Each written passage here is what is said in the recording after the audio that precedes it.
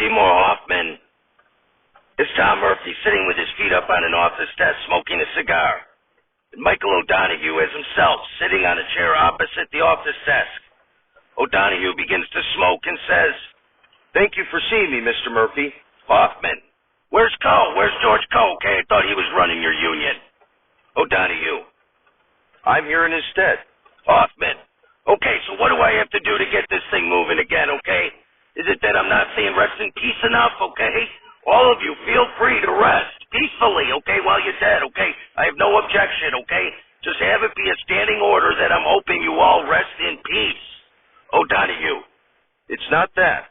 Hoffman, "What, is it that Joni Rivers again? Okay, tell her I'm married. Holy shit." O'Donoghue, "It's not about the women. It's about the money." Hoffman, "Money? Okay, Bub, there is no money, okay? We haven't got notice yet, okay? These things take time, okay? If you quit now, you're going to be missing out." O'Donoghue, "Well, you need us to keep it going. So our demands need to be met." Hoffman, "You think I need your dead weight, okay? Are you kidding? I can do it myself, okay? No problem, okay? So maybe that's what I'll do, okay? Maybe you should beat it, O'Donoghue." O'Donoghue, "We had a feeling you'd get intransient, so I brought in some of the cast to state their case. Janet Belushi walks in, throws off her wig and sits next to O'Donoghue, and lights up a smoke, and says, "What's up, fellas?" O'Donoghue, "Janet, like we talked about, you were going to convince Tom to meet our demands." Belushi, "I don't give a shit. I'll stick around either way." Hoffman, "Well, there you go, Miss O'Donoghue. As you can see, Belushi." "As long as I have creative control over my characters."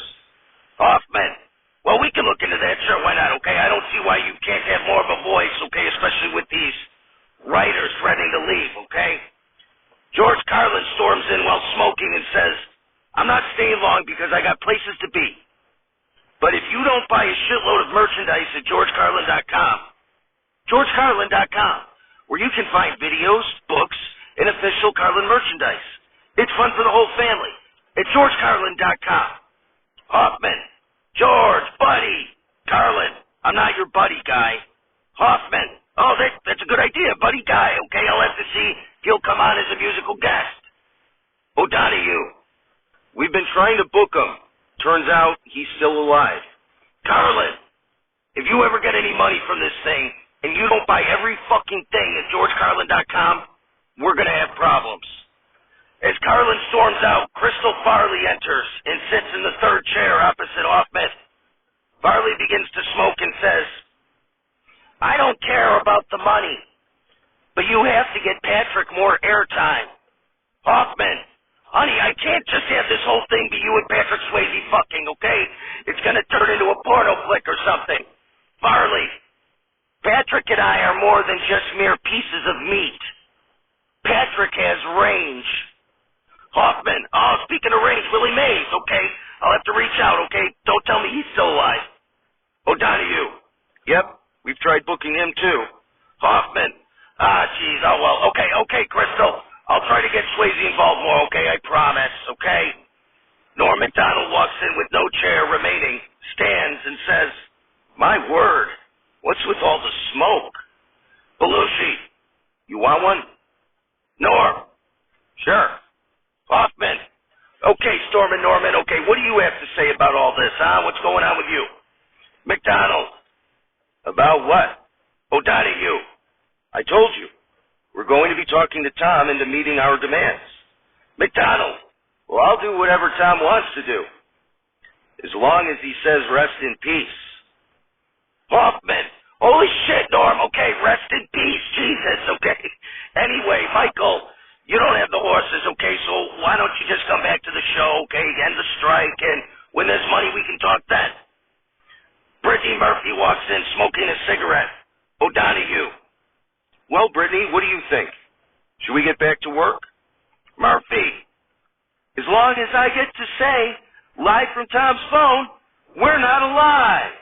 It's Saturday Night Live, starring an ever-evolving cast that is unionized and refuses to allow their names to be mentioned until their demands are met. Musical guest and host, Elvis Presley. Ladies and gentlemen, Elvis Presley. Applause, applause, applause. Presley. Thank you. Thank you very much. I heard I wasn't asked to be on the show earlier because the producer wasn't sure I was actually dead. Well, I did die, of course, from COVID in 2020. Phil Hartman comes out dressed like Elvis and says, "Thank you. Thank you very much." Hartman turns to Elvis and says, "Hey, buddy, this is my turf. The Elvis Impersonator Council specifically gave me the Chicago suburbs as my exclusive territory." Elvis, "I'm no impersonator, friend." Hartman, "Oh, yeah? Why don't you prove it?" Elvis, "No way. I'm not getting paid. I got a brand. Let's see what you got." Hartman, "Okay, fine. You ain't nothing but a hound dog, crying all the time.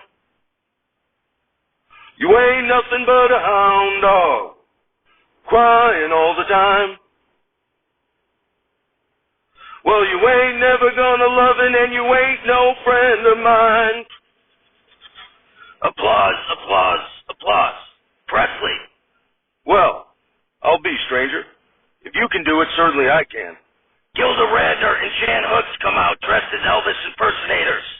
Hartman, "Hey, I told you to. This is my turf." Hooks, "We're not here to perform. We're here to see the Elvis Presley." Radner, "I can't believe it. The king is here. We're not worthy. We're not worthy." Elvis, "Nonsense, ladies. You look great. I was going to sing if you don't mind. It's been about 45 years, but I'll give it a shot." Charles Grodin comes out dressed as an Elvis impersonator. Presley, "Can I help you, sir?" Grodin, "Oh, hey, Elvis. Okay, I was going to come out and sing on your behalf. I don't want your brand affected, and this guy smokes like a chimney." Elvis, "Okay, go ahead." Grodin, "Thank you."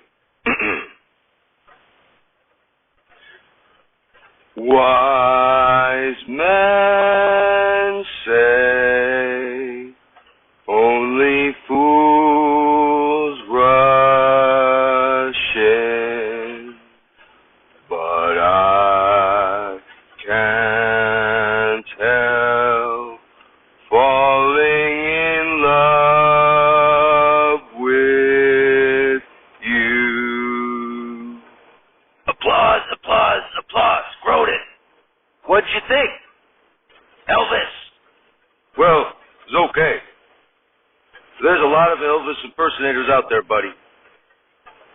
Anyway, we got a great show tonight. I'm here, and I have not left the building. We'll be right back."